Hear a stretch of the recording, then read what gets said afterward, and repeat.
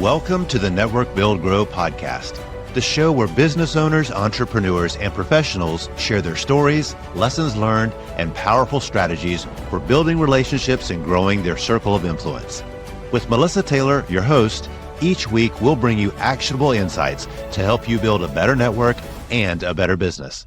Let's dive in. Hello, Miss Sarah Clark. How are you today? I am great, Melissa. How are you? I'm doing great. It's so great to have you here on our podcast. We have been friends and colleagues and stuff for quite a while now. Yeah, and he finally made it on. Yes. So some people don't know what you do. So why don't you just kind of give us a little quick synopsis of what you do? Sure, absolutely. A joke a little bit that I'm a chaos and sludge wrangler. But essentially what that means is I help small private medical practices turn their chaos into calm by offering fractional practice administration services, which is just, you hear fractional all the time, right?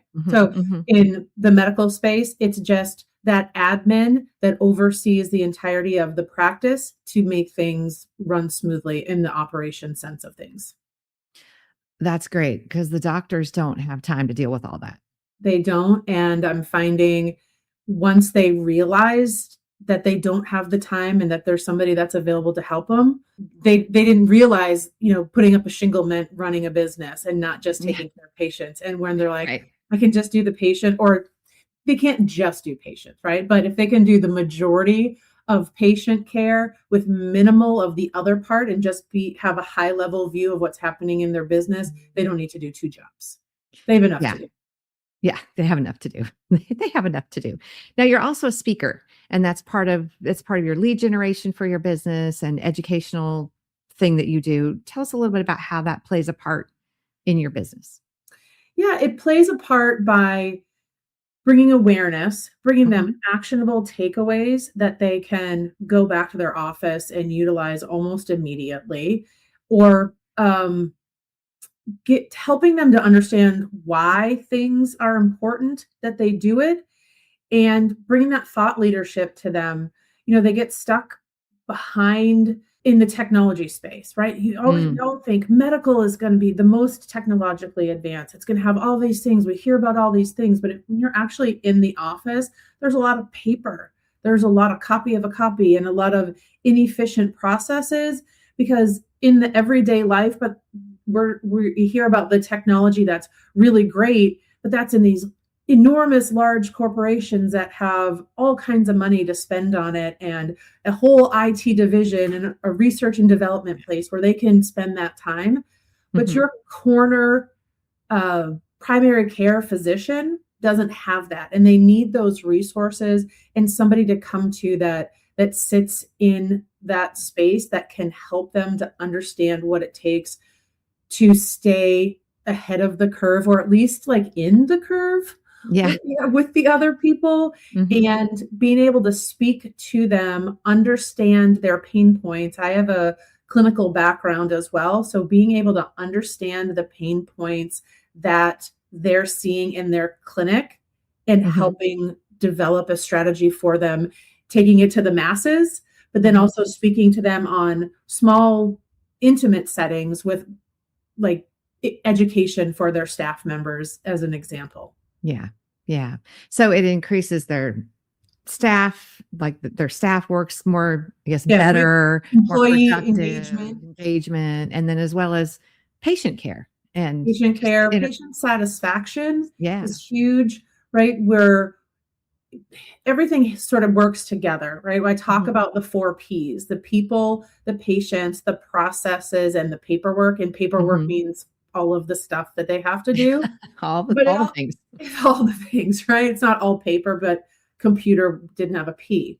So it's all cyclical, because why are you in business? You're in business because you want to take care of patients. Well, if you don't have any patients in your office, then you're not going to have a practice. But what does it take to take care of those patients? People. Well, if you don't have any people in your office, you're not going to have any patients in your office. If your people aren't happy in your office because your processes are terrible, you're not going to have any people, you're not going to have any patients, right? if your paperwork is terrible, right? So it kind of all goes together. So we try to button up all of those things because sometimes just a small little change can affect all of the things that happen in a day-to-day basis in a medical practice. Wonderful. Thank you so much for sharing all of that. Let's switch gears a little bit and tell me how networking has played a part in building your business. I'll take a step back a little bit. Okay. So I initially, I'm social and I'll meet people. I'll talk to anybody. We'll have a nice conversation, good time. But I never equated it because when I started my business about a little more than 6 years ago, I was always in the tasks of the daily business, even in a C-suite role. I was always doing the task. There was never learning was one thing, but networking was never really part of what I did. And so I didn't really understand what the value of it was. Mm-hmm. Right. Okay. So it was a learning path for me also, which is great because if you just can get a little bit better every day, then you're just getting better and you're learning something. Yeah. So when I first started, I said, I don't really need to do this, right? I know the people in the industry, and that's fine. That's what I'm going to do. And then I realized when I started working by myself, wow, this is kind of a lonely space. Who could I talk to bounce ideas off of, or who's heard about A, B, or C? So of course, that was right in the middle of COVID. So it's a great time to start a business. Yeah. And, so I joined a group and it was okay. And I learned a few things, but not industry specific. So I looked somewhere else and I found Network Build Grow as one of those things. It was and it's evolved. And I've tried a variety of different things, right? For me, it's relationships. Mm-hmm. Developing a relationship with someone is different than developing a contact. Mm-hmm. Oh, yeah. How I feel, right? Mm-hmm.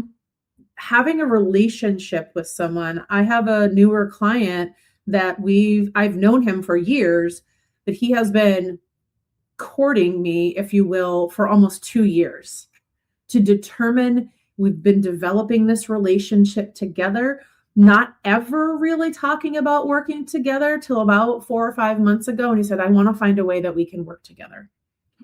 And that's cool. But I was fine to just share, hey, what do you know out there? What do you know about out there? I am part of a mastermind group. Mm-hmm.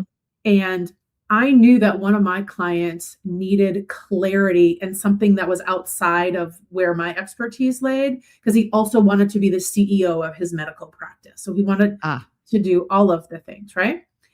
But he also wanted to have a tech company as part of his medical practice, right?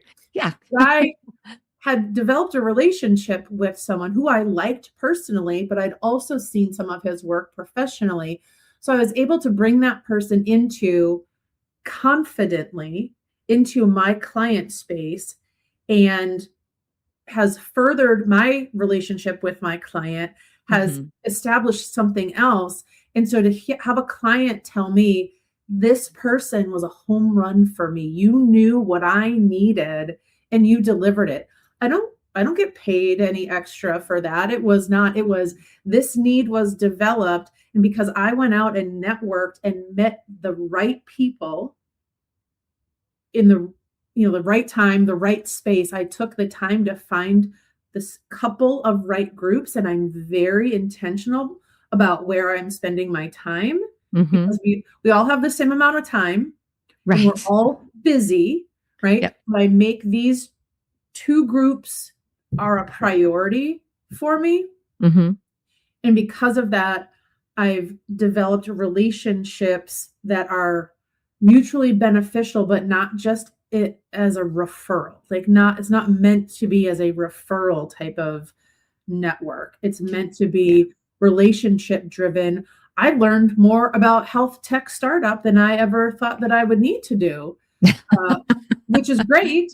Right. I've learned more about other little things, but then he also learned something that he didn't know about. Right. So it's just really being intentional and being able to connect other people to solve problems that maybe I can't solve for them.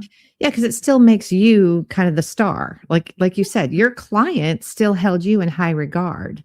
And so if he ever comes across somebody that needs what you do, you're going to be top of mind for him. So it still is good customer service. Even though that task, I said, gosh, I don't know how to do that. Yeah. Right. And sometimes that's okay. You have to say, I can't help with that. But hang on, I got a guy.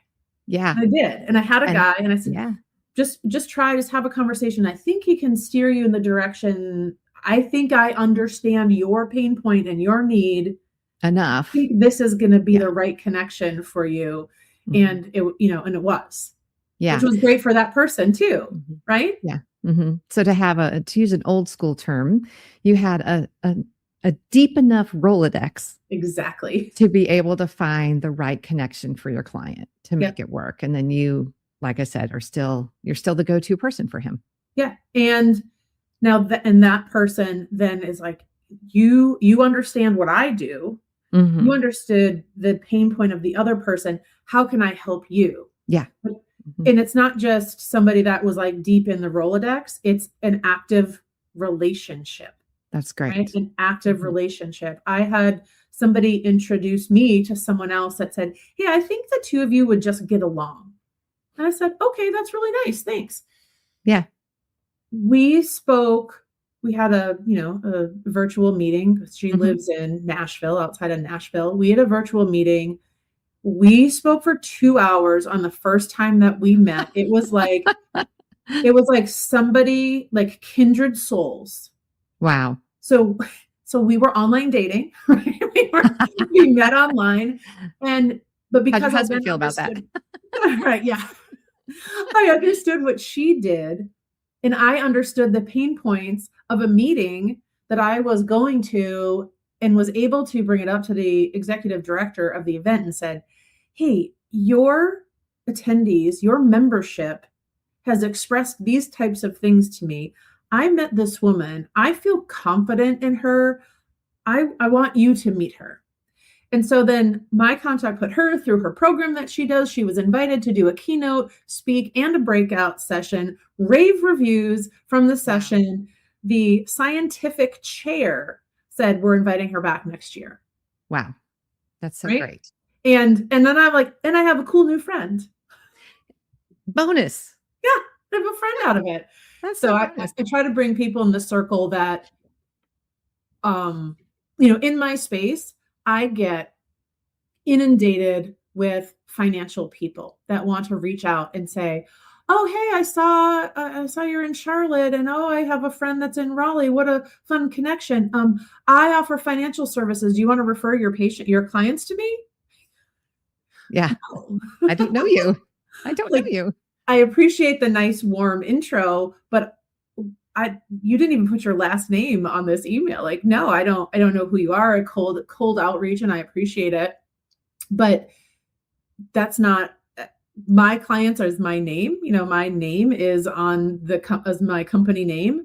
So my name is first and foremost what people see. And it's a relationship to me, an active relationship, just like it's part of my work, right? Yeah. Is I reach out to several people every week.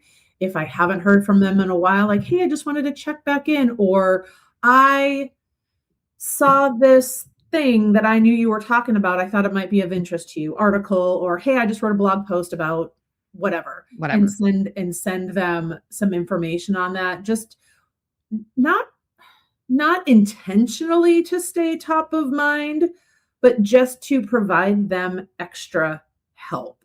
Just to further the relationship. Yeah. Just like, hey, yeah, I was thinking of you today, right? Like, that's it. That's all. Just, I was thinking of you today, and here's what I've got for you.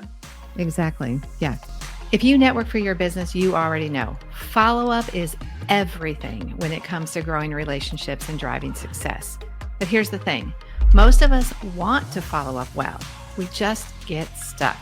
Staying consistent, keeping it personal, making it stand out, it's hard. That's why I use NetEffect.io. It makes follow-up simple, cuts through all the noise, and helps me stay on top of every relationship without dropping the ball. I never miss a follow-up, and honestly, my network wouldn't be the same without it.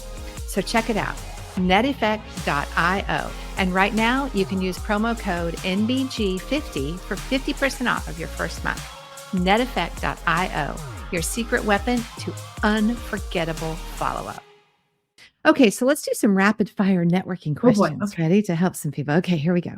So I got to put my, I'm getting older, so I got to put my little glasses on here so I can read these. All right. How do you decide which events to go to and invest your time in? Topic. Okay. Timely and calendar. Calendar. Yeah, calendar. And that's important because if you can only go to an event, a group, one time in like 6 months, you're not going to develop relationships. You have to be able to go consistently. Yeah. Yeah. So like I know our network build grow events, right? Sugar Creek in Charlotte is my favorite brewery. So anytime that if there's an event that's topic, and timely for me, like if it's relevant at that moment in time, or I know that I have something coming down the pipe with it and it fits in my calendar. Like I try to make sure that I'm there. One, because of the location. Yeah. You love the brewery. One for the location, because it gives me a reason like, oh, I have to go to my favorite brewery today and I want to support them, right? I want to support them. So I'll get a beer from there as well. So shout out to Sugar Creek. And, but when things are at a consistent cadence, then I'm going to make sure that I'm there. Yeah, that you're there. Absolutely. Okay. All right. You've already given us some ways to add value to your network without expecting anything in return. Some of those ways, a blog article, sending them different things. But what's your favorite way to connect with somebody right after you meet them? Right after I've met them. So I've already had the initial conversation. Yeah, you met them at an event. You maybe had a 5-minute conversation, something like that. And you think, oh, this might be somebody I want to get to know better. Yeah. So I stalk them a little bit. I'll go, for my business, I really just use LinkedIn. I mentioned to you pre-show, I got a new phone. So I don't even have Facebook or Instagram even installed on the new phone, which is fine for me because it's a time suck. But I'll go and research them a little bit, maybe check out their business website. What do they do so that I have an understanding of what it is that they do. And then that week or within a week, I will reach back out to them and say, hey, it was really nice meeting you at the whatever. Maybe some kind of crossover, something that we had a conversation about. Lots of times for me, it's a dog, or something that's in their business that related to the conversation. Or, hey, you told me it was your first time at Sugar Creek today. What did you think? Did you stay afterwards? What did you think about it? You should check out their live music. Something that for me, it's not always business related unless it was involved in the conversation. But usually it's just a get to know you on a personal basis, quick little, unless somebody says, I don't want emails, just only text me. Like, okay, well, that's fine too. But just a quick little note, hey, checking in and make sure you have my contact information, etc. Quick little, how do you do? So not necessarily a one-on-one with every single person, just really a calendar. Hey, I'll see you at the next event kind of a thing. Yeah. Or right. It would be more of a one-off if there was like, oh, we're really already in some of the very similar types of things. And there was something that really stuck out. Hey, I'm going to be in the whatever area to meet somebody. Would you grab a cup of coffee before that? But usually it's just, add them to my CRM. If it feels appropriate, do a little research on them so that I have a better understanding of what they do, and then just try to develop their relationship. Yeah. Over time. The long-term game. Yeah. Yes. So, okay. So you brought up social media, and actually I don't think we've had a guest on here where we've talked about the importance of having an online presence. If you go out and you use LinkedIn, and I think you have to know where your business is, right? Like I use LinkedIn as well. We do have a Facebook presence, but it's not, we're more of a, just different audience. Yes. But when you go out to say LinkedIn and they don't have a profile, or like, it's not active. Like, how important do you think it is for people to keep their social active, relevant? Yeah. If it's their business and I go to LinkedIn and they said, I work at ABC firm, and maybe it's even their own thing, but then it's the grayed out little building of the company name, and there's not a company page, which is free. Yeah. Yeah. I am a little snobby about it. I think, maybe they're not ready. But then I check to see what their posts are. Do they have good content in there? My recent little story, a couple weeks ago, I received a appointment request, right, through my website, got an appointment on my calendar. And I always ask, hey, thanks for scheduling the time. How did you learn about me? This gentleman was calling me from Texas. Okay. Now I've been through Texas, but I don't have any context really there in the space.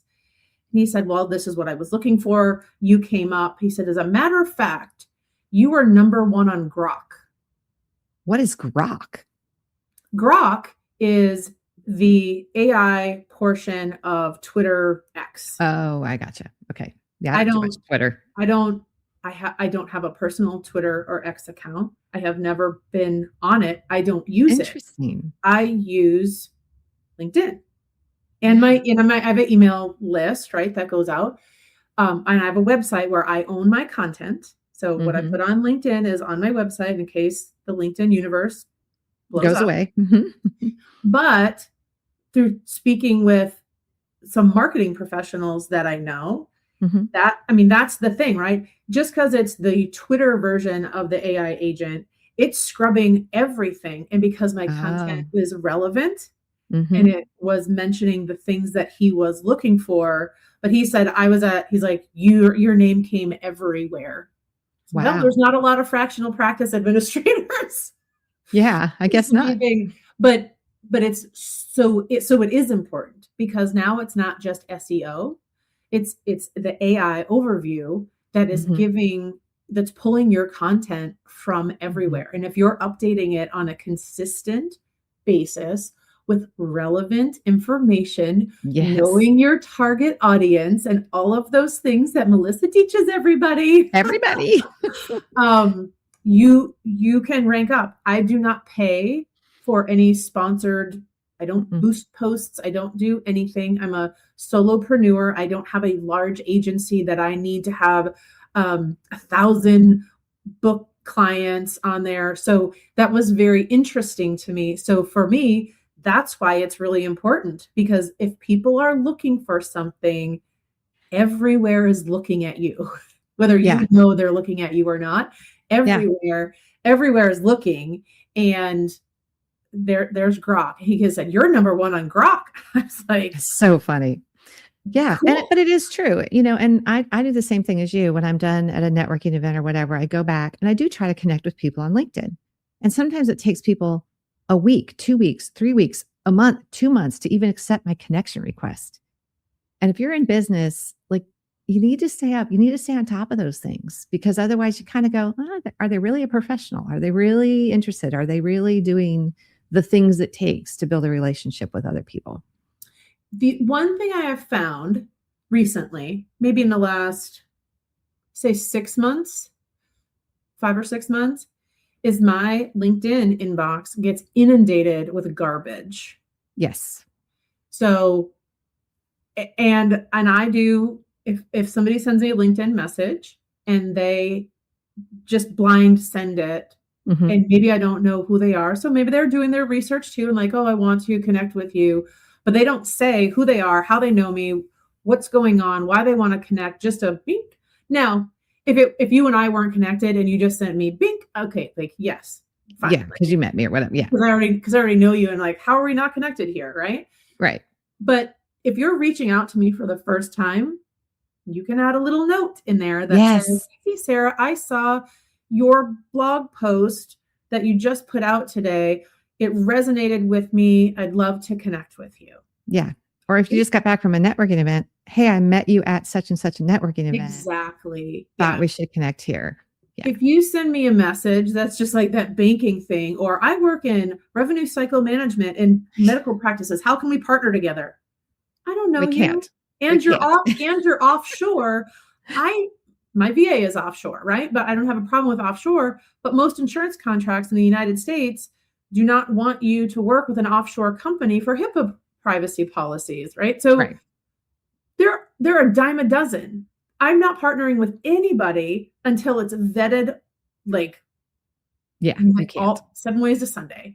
So stop selling me on LinkedIn because I'm not buying. Yeah. But even if I met you at a networking event, don't sell me on LinkedIn. Please don't, because I'll unfriend you. There used to be a commercial years ago of two like an older lady, and they're having a conversation, and she's got a bunch of pictures on the wall, and somebody says, "What are you doing?" She goes, "Well, it's my friend wall. It's like all the pictures of her friend." Mm-hmm. And they're like, "That's not how it works." And so she reaches behind her and she pulls her off, throws a picture of her friend on the floor. She's like, "We're unfriended." I'll unfriend you. Don't blind message and just try to sell me out of the gate, because I'm not buying. And that makes me feel like you're using an automation to do it. You're using a bot to do it, which is fine if you set it up the right way. But I recently did get messages from somebody that I have a personal connection with, sent some messages and said, "Hey, I have a question about whatever." And he answered it. And then the next day I got an automated response, an automated message that said, "Hey, just wanted to check in and see how things are going. Want to set up some time?" I was like, delete. So that to me, just, you got to stay on top of it. And I know you're trying to do something to be professional, but it made me feel very cold, in that the connection that I thought we had was maybe not as good as we had. Yeah. You got to be careful with those automations and how you have them set up, especially for networking follow-up. Yeah. Mm-hmm. Absolutely. Well, this has been a wonderful conversation, and thank you so much for taking some time out of your, I know, crazy busy schedule. I know you've got a lot going on, and just really appreciate you taking the time. Yeah. Wanted to make it a priority because I love what y'all are doing with Network Build Grow and the value that you're bringing out to the community that's there, so that we can network, but that we can build and that we can grow all of those things together. Hashtag plug. There you go. I love it. Thanks, Sarah. Thank you. Thanks for tuning into this episode of the Network Build Grow podcast. If you enjoyed today's conversation, be sure to subscribe, leave a review, and share it with a fellow entrepreneur or professional. And of course, if you're not yet part of our community, visit networkbuildgrow.com to connect with us. Until next time, keep building and keep growing.